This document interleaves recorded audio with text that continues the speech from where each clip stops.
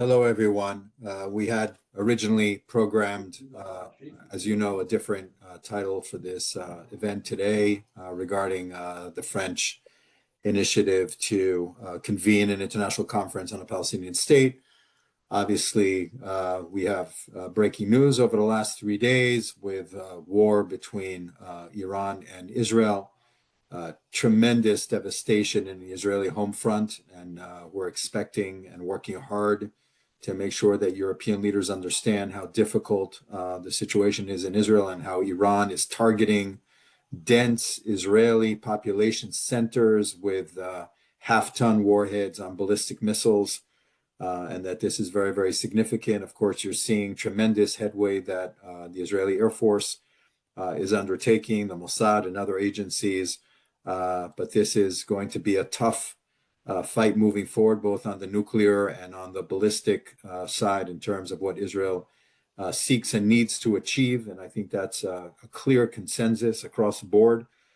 We do have strong European support from Germany, from the UK, from France, from the EU, from other countries. Of course, a very disappointing event today where the French organizers prevented Israeli participation, or tried to prevent Israeli participation in the big defense exhibit in Paris today.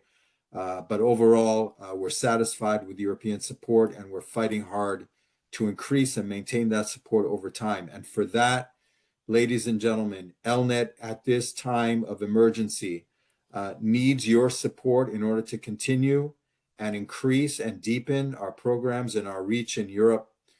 So this is a call to you, a call to action at this very dramatic and historic moment where Israel must succeed in this campaign to eliminate Iran's nuclear program and ballistic weaponry. So without further ado, it's my honor to introduce our director in Paris, Aryeh Ben Simchon, to introduce our program and speaker. Ladies and gentlemen, good evening and good morning for you. But unfortunately, I think we have a problem with Bruno Tertrais is just arriving. So just a few minutes before he arrives on the screen. Bruno, do you hear us? Yes, I can hear you. I'm here. Oh, wonderful. Great. So without further ado, as David Siegel said, ladies and gentlemen, thank you for joining us for this exclusive ELNET video briefing of the Monday that you know. It's a true honor for me to introduce you one of France's leading geopolitical experts, Dr. Bruno Tertrais. For those who may not be familiar with his work, Dr. Tertrais serves as Deputy Director of the Foundation for Strategic Research, France's foremost think tank on international security and defense matters. A graduate in law and political science, he earned his doctorate under the supervision of Pierre Asner.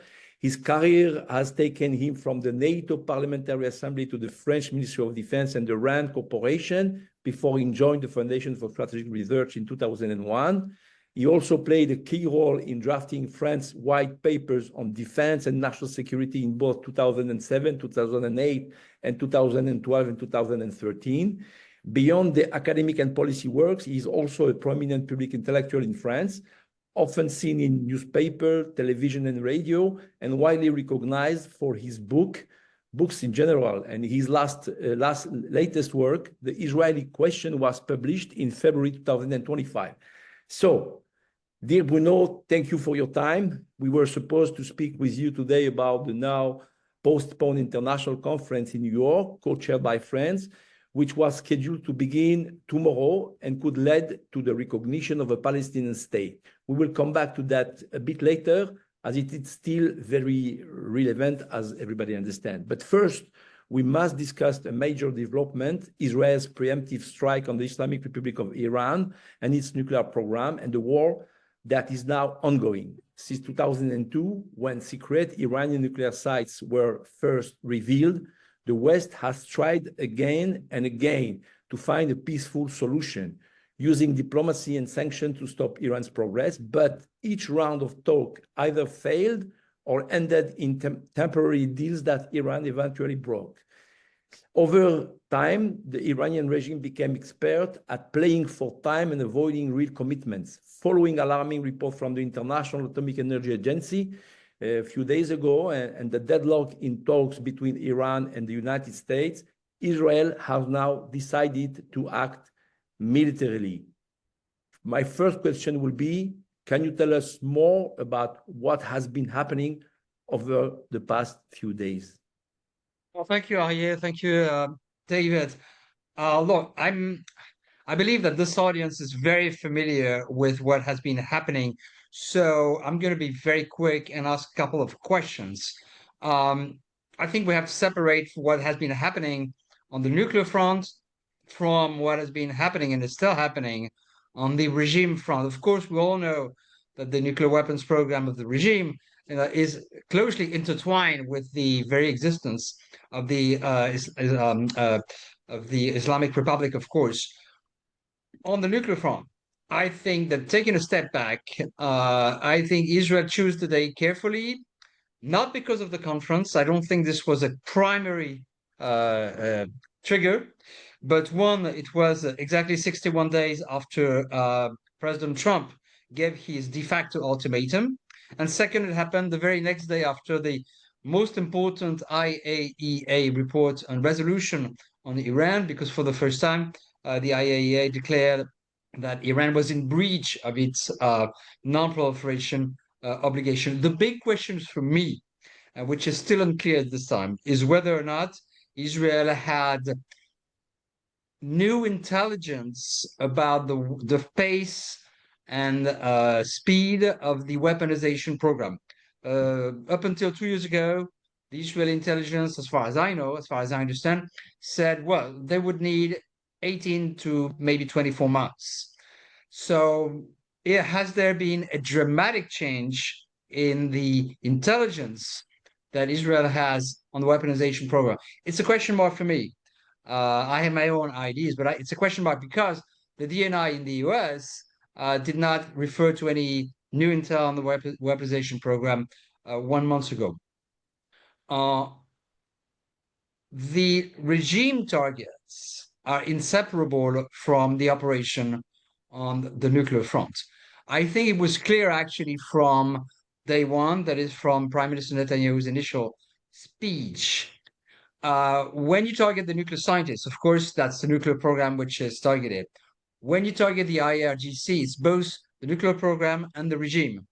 When you target military officers, then it's more the regime than the nuclear program. So I think there is some ambiguity now. I'm going to come back to that on what happens next, because it's unclear to me exactly what Israel is seeking. Now, of course, it's on the nuclear front, it is very clear. Damage the nuclear program as much as possible, and damage and increase the time that Iran would need to build an operational nuclear weapons as much as possible. That is clear. What is unclear from my standpoint is whether or not Israel is consciously, deliberately embarking in the regime change operation, or whether it just seeks to shake the foundations of the regime. That's unclear to me, okay? On the nuclear front, one of the big question marks is what happens to the key installation of Fordo, which is a nuclear enrichment plant, which is heavily buried and which is impenetrable to conventional bombing. So either Israel does not touch it, or Israel manages to damage it through non-conventional means, sabotage, whatever, or Israel seeks the United States to destroy it. I don't know about the question. So for me, these are the two big question marks. Does Israel have a clear political endgame in mind regarding the regime? And what are Israel's intent for the next phase of targeting the nuclear program? Over to you, Ayib. Yes, I understand, but we will have opportunity for more question entering in depth to all the subject. But let's keep on the general consideration, and perhaps you could tell us why it is so crucial, not only for Israel but also for the West, and if it is crucial to prevent Iran from getting nuclear weapons at all costs. I think, Ariel, that your questions suggest two other questions. Nuclear weapons could mean a device. They could do a test, but not yet be able to place them on missiles. They could do what I call the India scenario. You explode a device to impress the world, the region, Israel perhaps, like India did in 74, but don't weaponize. And at some point, some Israeli officials said, we don't want Iran to build operational nuclear weapons, implying that they could live. That was actually at the ELNET event in Paris 2-3 years ago. That implied that perhaps Israel could live with a nuclear capability, a symbolic nuclear capability, as long as it's not operational. That is, military warheads mounted on missile. Then the other question that your own question raises, Aye, is what is at all costs? There's always a cost. It's never at all costs. I know it's a figure of speech, but obviously Israel is showing today that it's ready to pay a higher price than the rest of the world. Now, the statement by Macron was a clear indication, by the way, just for fun, so to say, because we have to laugh a little bit, even if it's dramatic. I literally, a few years ago, I said, if Israel does bombs the nuclear program, I can already draft the communique by the French, because I knew that the French would say something along the lines of, we regret it, we don't want escalation, but Iran is responsible and Israel can defend itself. Anyway, so I'm not sure that the costs that Europe and the United States are ready to pay is the same cost as Israel. But then the quick answer to your question now is because nobody can trust this particular regime having operational nuclear weapons, even if they were not planning on using them. And there's a more global stake, which is the one that was the most important, I think, for the Europeans when they embarked in the discussions and negotiation with Iran in 2005, already 20 years ago. It's the idea, which I share, that if Iran has, explodes a nuclear weapon, then the whole nuclear non-proliferation regime goes down the drain. That is, this time the regime is broken. That means other countries would follow suit. Saudi Arabia, maybe Japan and Korea, because they no longer trust the US umbrella as much as they did. So I would say that more than ever, it's a global stake. But not every country is ready to pay the same price as Israel, because for Israel, it's an existential problem, obviously.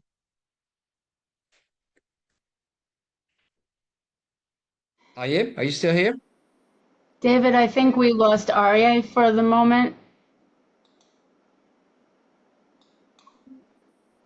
I see Arya's not with us. Bruno, it's good to see you. He is back, actually. I'm back sorry, to you, He is back Arya. as Go ahead. Charlotte. I was disconnected by I don't know who, and so I will continue. I didn't hear your last sentence, but never mind. I just wanted to add another question, Bruno. What is your assessment about the military capability of Iran at this time? When the fight could continue between Israel and the Iranian, the Iranian says they have more to send to Israel as missiles, ballistic, etc. But what is your assessment about their real capability? Look, okay, I'm not able, this is not my field of expertise. I'm not able to do a complete battle damage assessment, but I can tell you two things. One, what to look for. The first thing to look for is how many ballistic missiles and long-distance drones Iran will be able to launch in the coming days. That tells you something about the attrition that has been effected on Iran's arsenal. I believe that that number of missiles is going to diminish by the day. I'm not certain, but at least it's a good indicator. Then the other point is as follows. Unfortunately, I believe that if Iran believes it runs out of missiles, then it may be tempted to use other means to target Israel and Jewish interests around the world. Of course, there is a good scenario where Iran, as it seems to maybe have been the case, but it's unclear, does not sue for peace, but say, okay, we've had it, and tells Oman, Cyprus, whoever, that they are ready to consider some kind of ceasefire. Okay? Now, that may happen in the coming days. That may already have happened, but that's another scenario. But I cannot give you a precise answer on what's left today. Okay, so we're going to turn to our third question, to the current issue that here we have in France, the Paris Air Show at Le Bourget, which started this Monday and will run all week. Unlike at other French defense exhibitions like Eurosatory or Euronaval, where the government had first banned Israel companies, a ban later overturned by the court, by the way, but no such ban was announced for this event. However, this morning, a black wall was built around the Israeli pavilion, effectively hiding it. How do you interpret this decision? What does it say about the French government stance today? Look, I can only give you what the French government claims. But they claims as follows. There was an agreement between the government, the organizers, and the 9 Israeli firms that are represented in Le Bourget. That agreement was as follows. Because of our stance on Israel since 2024, we don't want you to show any, quote, offensive weapons, unquote. That agreement was, according to the French government, conveyed to the Israeli Ministry of Foreign Affairs, which reportedly accepted it. 5 out of 9 Israeli defense firms accepted the agreement. 4 out of 9 did not accept it and did not respect it. Those are the 4 which were subjected to the black curtain treatment. I have no idea whether all this is correct, but at least that's the exact line that the French Foreign Ministry is given this afternoon.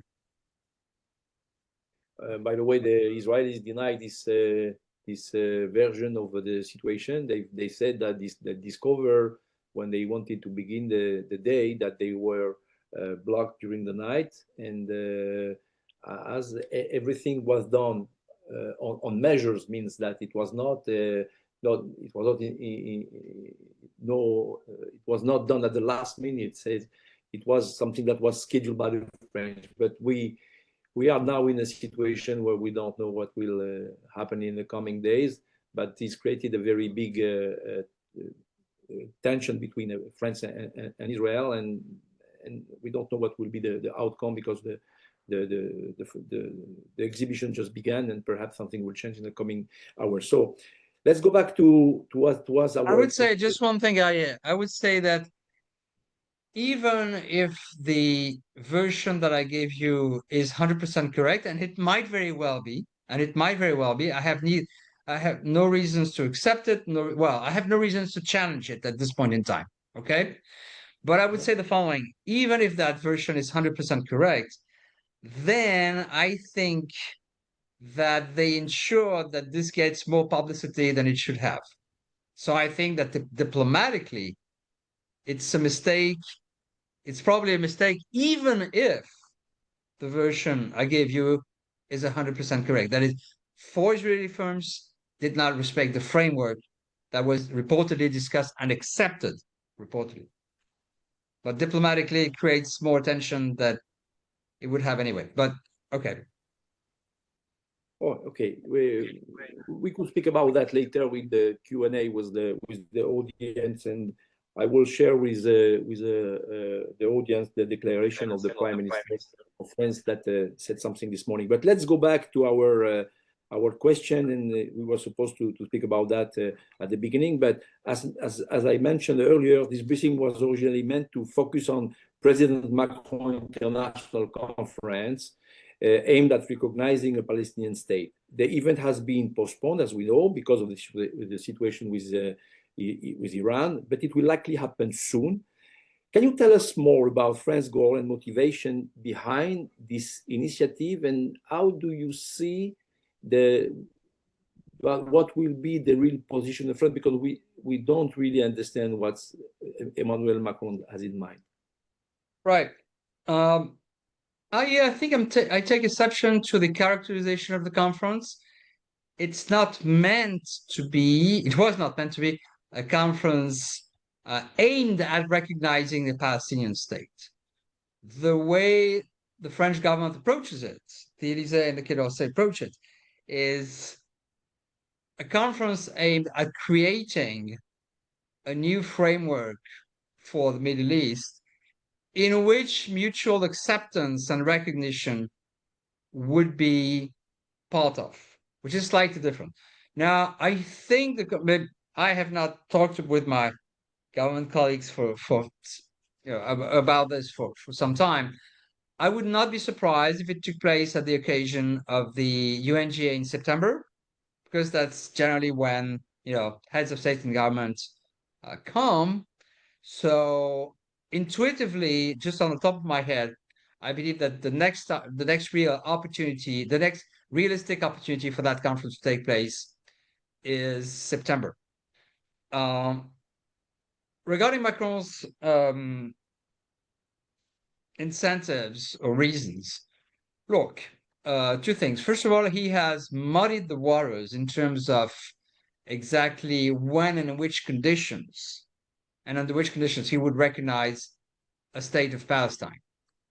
I think his intentions are clear, but he wants to keep this as a card as long as possible.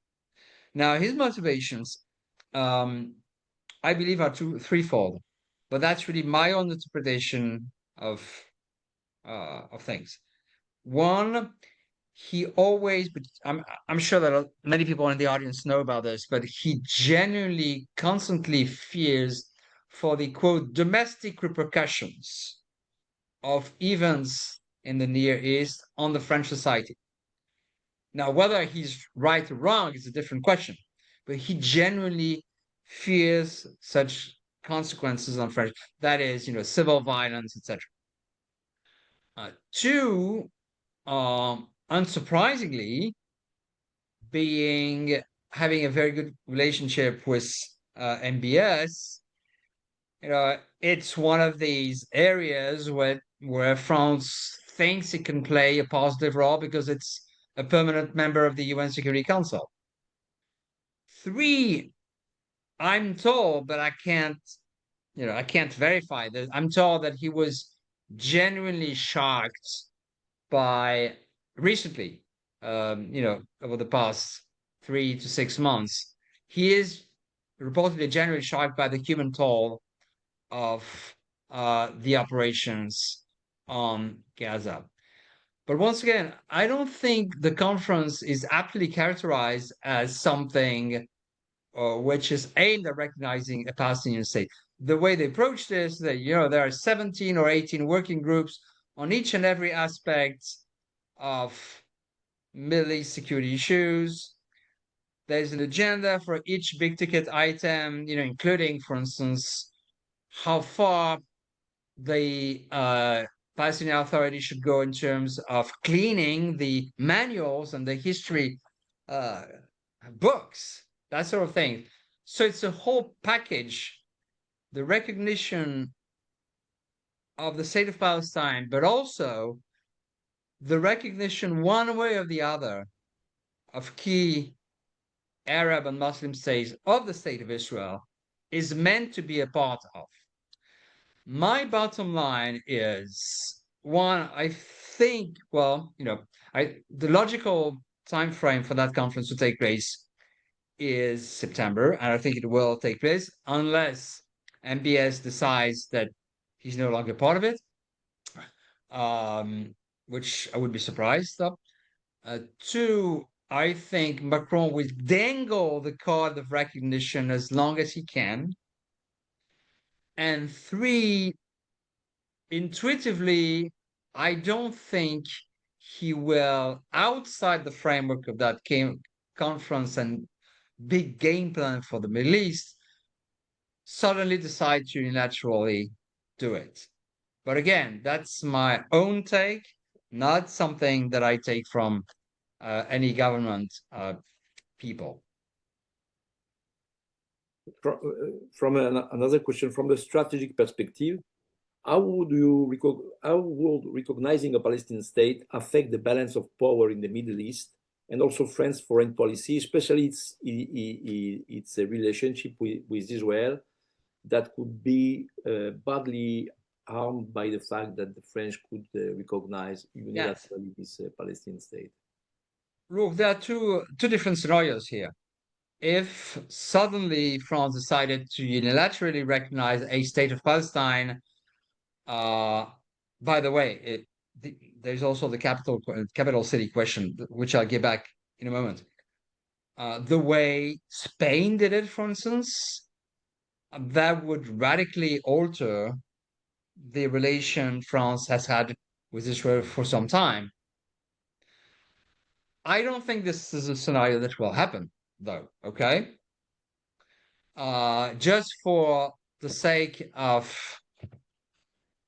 I was about to say fun, but these are not fun matters. I remember telling a high-level French official some time ago, more than 6 months ago, a very high-level French official, look, if you guys are ever to do this, there was no question of a conference at the time, okay? If you guys are ever to do this unilaterally, the least you could do, if you don't want to lose your connection with Israel and the trust, the French-Israeli trust, is simultaneously declare that you now recognize Jerusalem as the capital of Israel. But the French are stick on the mantra, the old formula of the two-state solution, including Jerusalem being the capital of the two states, or something that would be contradictory. My point is, I'm well aware of that. My only point was to say, my only contribution to that debate was to say that if you are ever to do that, and it's not in my hands, you need to at least decouple the so-called two-state solution from the question of the capital city. That was my, 2 cents, my 2 shekels ID, not 2 cents, but 2 shekels. 2 shekels is more than 2 cents. Can you, just before going to Tom Flesch, the chair of the organization, and having Q&A with the audience, can you tell us a little bit about your book? Because it's also about that, because of that we decided to invite you, and you did something that unfortunately it's not yet translated in English. Perhaps it will be, I don't know. Out of my hands. Amazing book. I was happy to be able to read it, and we learned a lot from what you said. Well, how can you explain first the title that you choose, the Israeli question, which is very interesting. The title is a play on words at multiple levels. Okay. It refers to, quote, the Jewish question, but it refers also to the German question in the framework of European security. Anyway, I'm not going to talk a lot. I appreciate the reference to my book, but since it's not in English, most people cannot read it. I'm not going to be long on that, but I wanted to write a book for an informed and genuinely curious audience who don't know the country well, and refuse to be placed in one camp or another camp. So I don't see it as a pro-Israel or anti-Israel book. It's a very fact-based book, which I think did not exist in France. That sort of books exist to some extent in other countries, but it did not exist in France. I describe it as the book written by a friend of Israel, but a concerned friend, because I'm not always reassured about the political directions taken by Israel. So it's fact rich. It's also, very, I think, very helpful on the legal dimension. I'm partly a lawyer by training. I like reading ICJ decisions. No journalist in France really reads ICJ decisions. I read them and I think I know how to interpret them. So anyway, this is a book which theme is a very simple one. Is there an Israeli exception? How much is Israel an exceptional state? Is there a particular reason why this state, apart from being the only Jewish state, is there a particular reason why this state attracts so much attention in the international debate? Which leads me to tackle issues of if you consider that the West Bank is an occupied territory, does it have the same status as others? Or is there a particular kind of occupation, etc.? So anyway, my conclusion for those who cannot read French, if you read French, buy it. If you can read French, close your ears. I'm giving you my conclusion. No, it's a very simple one. It's what scientists call Occam's razor. When you have eliminated all possibilities, the most simple explanation is because it's a Jewish state. But I eliminate all other explanations beforehand. So this is not a very good pitch. It's not a very good sales pitch because I had not planned to talk about my book. But let me just put it this way. I think it's helpful in these heated debates, especially now, to have some literature from a French analyst, reportedly non-Jewish. I'm not Jewish. I don't care what people say about me, whether I'm Jewish or not. I'm not going to advertise myself as Jewish or not Jewish. Okay. But I wanted to publish something which was of interest to those who still believe you can have a little bit of rationality in the debates we are having, and in particular in the debate about Israel. Just before going to Tom Flesch, I would like to read you the statement of François Bayrou, the Prime Minister of France. I was very surprised by this statement because I thought that he was more balanced when it's come to Israel. It's happened that he was a little bit harsh. So I will take 2 minutes. French Prime Minister François Bayrou justified on Monday the closure of Israeli stands at the Salon du Bourget by the quote unquote morally unacceptable situation in Gaza, which according to him requires marking disapproval and distance. France considers that there is a terrible situation for the people of Gaza from a humanitarian and security point of view, extremely heavy. Bayrou told the press after inaugurating this major meeting of the aviation and defense industries, the head of government said that France wanted to show that offensive weapons would not be present in this show, thus explaining the decision to prohibit the opening of Israeli stand during this major event in the aeronautic military sector. But the fact is that just the offensive weapon from Israel were banned, not the others. Is not there something that reminds us the double standard that created the situation of delegitimation and finally a kind of boycott of Israel? Well, how do you feel with this declaration, Bruno? Look, I only react to statements that I read very carefully. I'm not going to react to this particular one. I think that the reference, Bayrou is not very good on these matters in terms of rhetoric.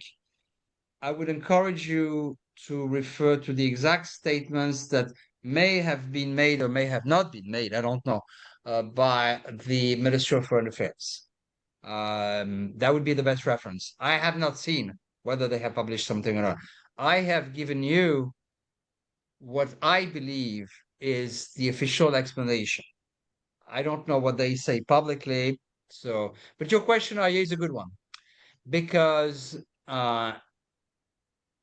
without knowing more about exactly which exhibits are where in the salon, it does give the impression or it does reinforce the impression that there may be a double standard at hand here. To give an informed judgment on that, you would have to gauge whether other countries, quote, at war at the Salon. If so, have they been treated differently or not? So I cannot give you the answer, but I'm giving you the parameters that would allow us to say whether there is a double standard or not in this particular matter.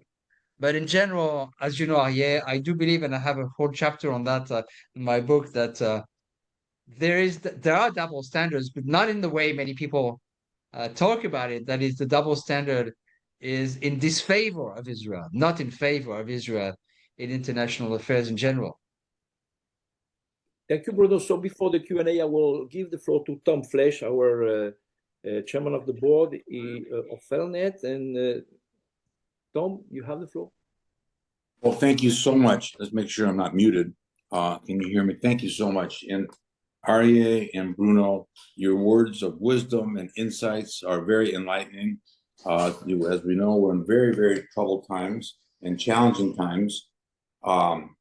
I just wanted to take this moment to address our audience. I do want to point out we have a large audience listening in today. And I just want to make it really clear that, friends, we are in very, very challenging times. While we're encouraged with the IDF achievements in Iran, this conflict is far from over. Our ELNET offices in Israel are temporarily closed in compliance with directives from the Home Front Command. Much of the workplace in Israel is closed with only essential services open.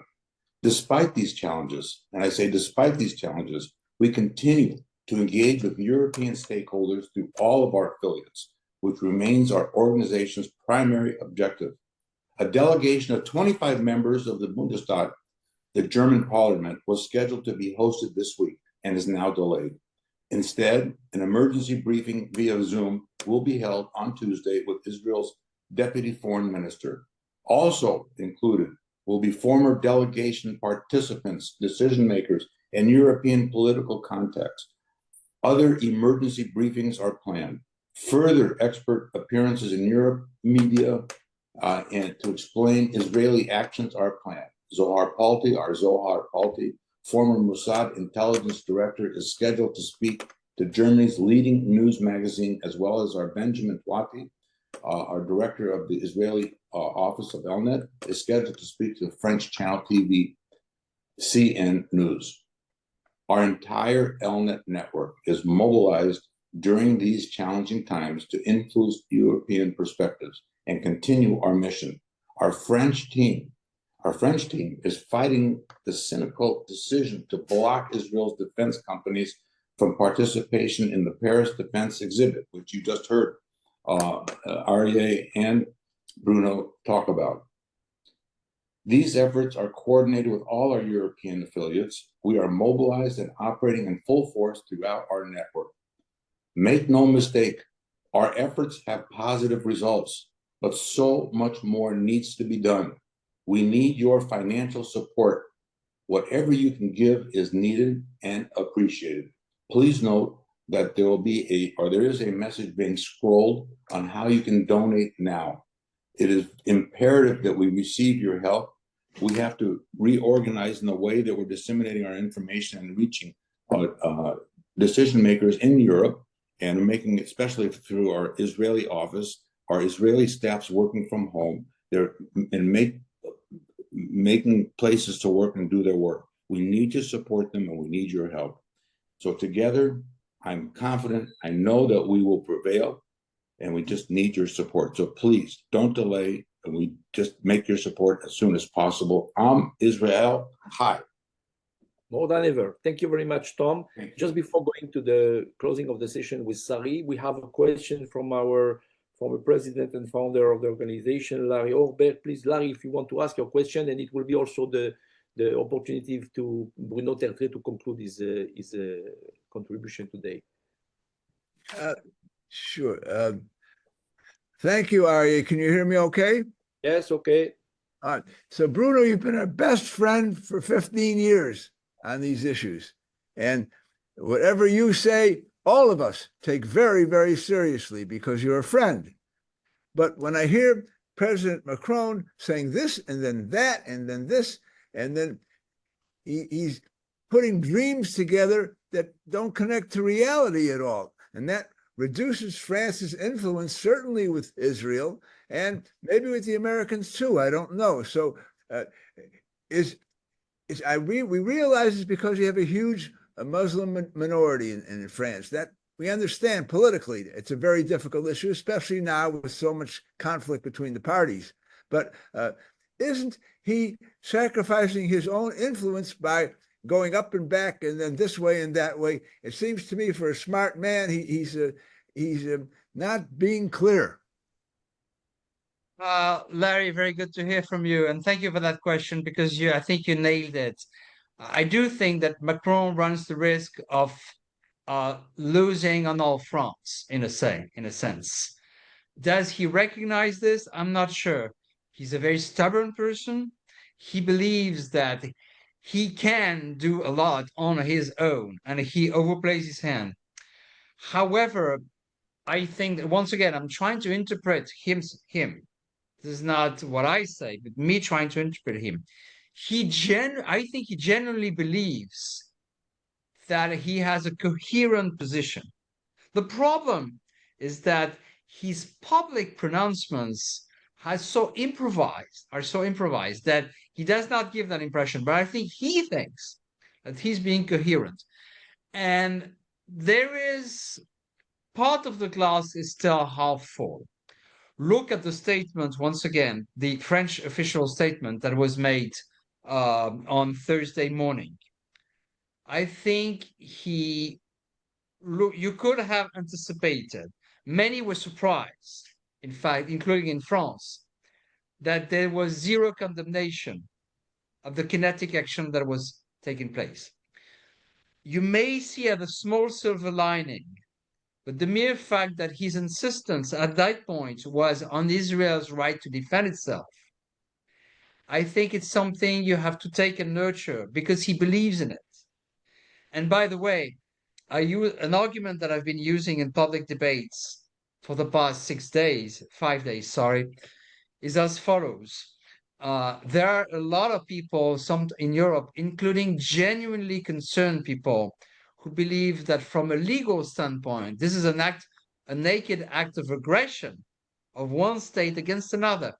It may sound surprising to this audience, okay? But you have to acknowledge that sometimes people who are not enemies of Israel or enemies of the Jewish people genuinely believe that. And I think it's important that people like us, people like myself, say, look, you haven't been paying attention. This is, from a legal standpoint, this is self-defense by Israel, because this country, this regime, the Islamic Republic of Iran, has been targeting Israelis and Jews around the world for 50 years. So at some point, you may have seen me tweeting about this, answering to a very public, a very well-known Italian public figure.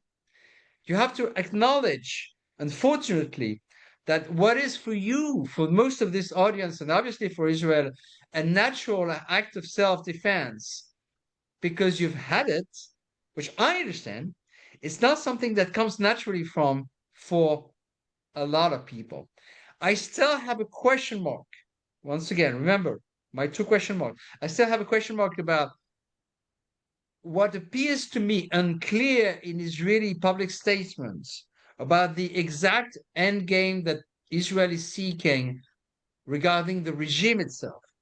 The end game for the nuclear program is very clear.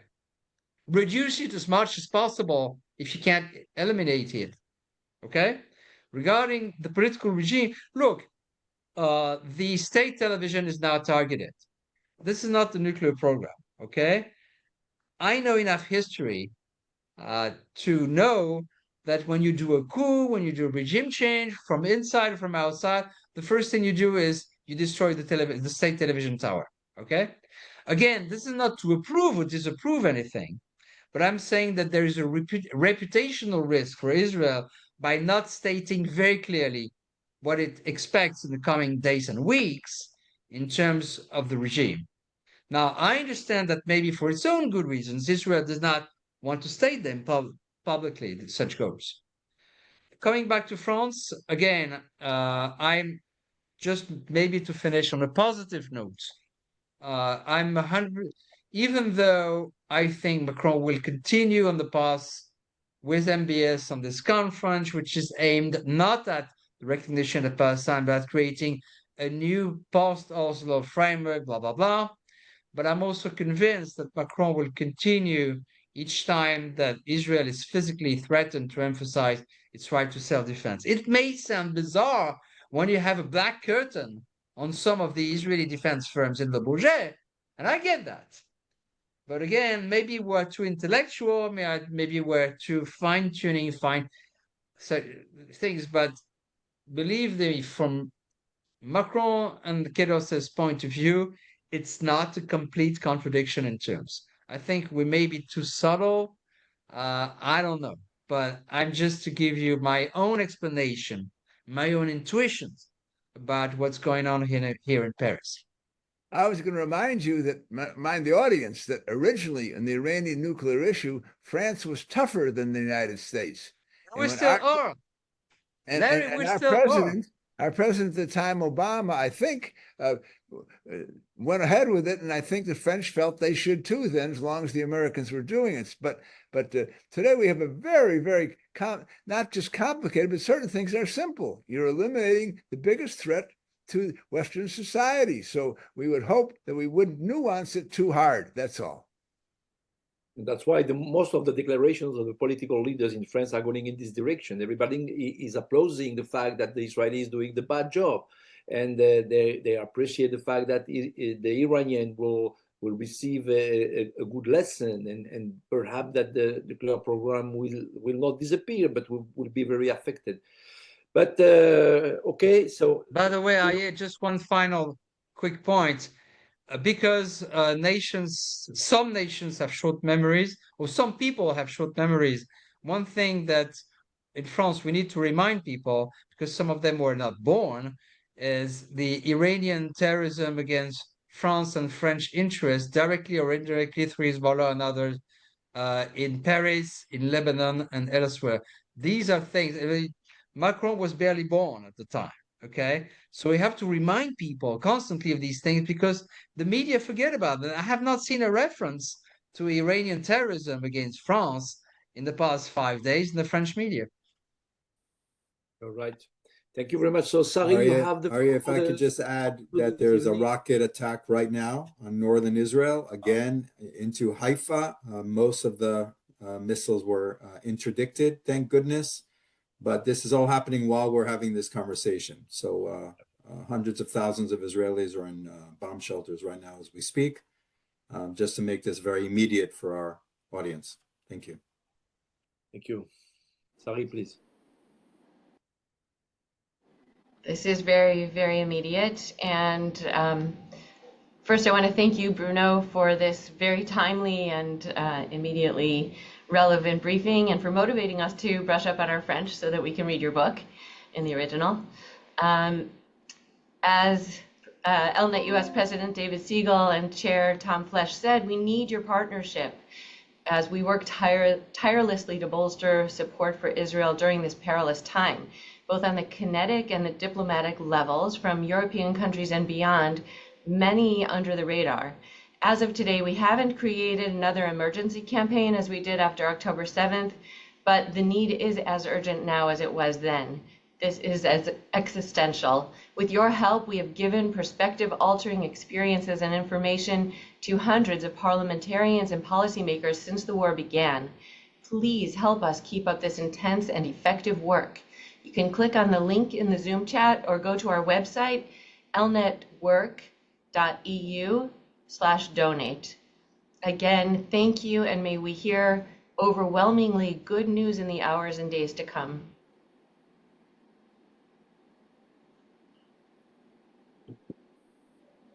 Bye-bye, everyone. Have a good week. Stay safe. Thanks to all. It was a pleasure. All the best.